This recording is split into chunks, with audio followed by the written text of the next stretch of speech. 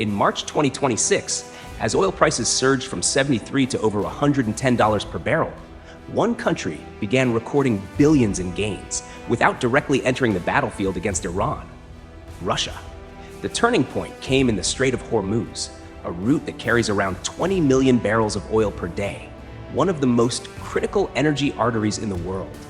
As tensions escalated involving Iran, and with a growing U.S. military presence in the region, oil flow was immediately disrupted. The impact on global markets was direct. According to analysis from outlets like Financial Times and Bloomberg, Brent crude, which was trading near $73 in late February 2026, surged past $110 by mid-March, with peaks approaching $120. This spike forced major import-dependent economies like India and China to scramble for alternative suppliers. And in that moment, Russia stepped into a strategic position. Consider following our page and stay updated on US and global military developments.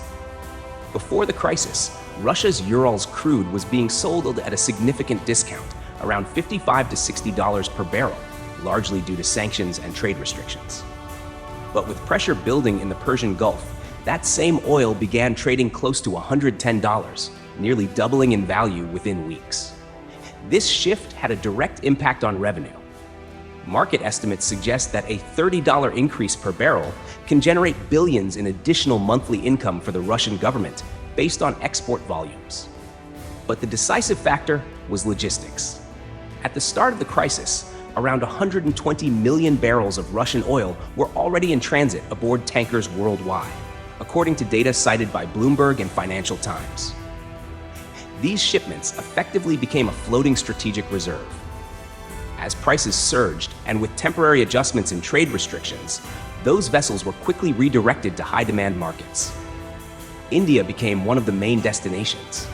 Russian oil imports into India reached around 1.5 million barrels per day, nearly doubling in just a few weeks.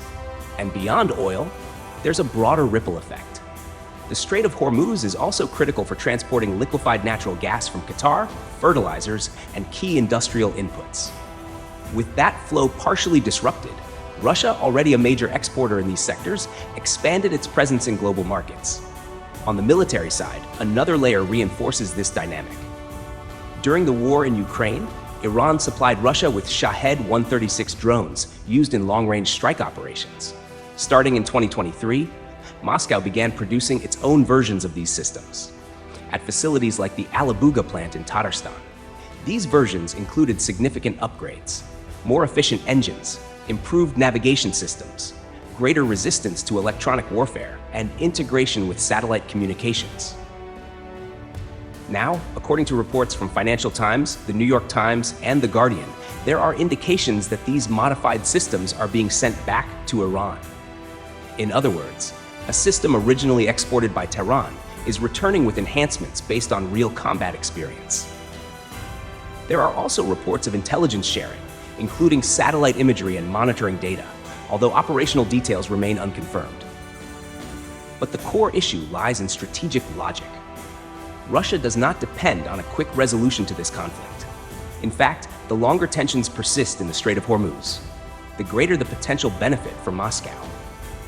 Because it keeps energy prices elevated, generates consistent additional revenue, redirects global trade flows, and forces the United States to consume military resources at scale.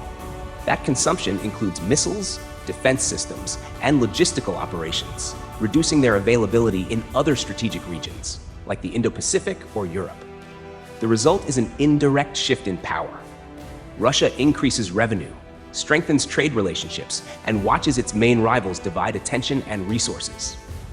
What this situation reveals is a recurring pattern in modern conflicts. The biggest beneficiary is not always the one directly involved in the fighting.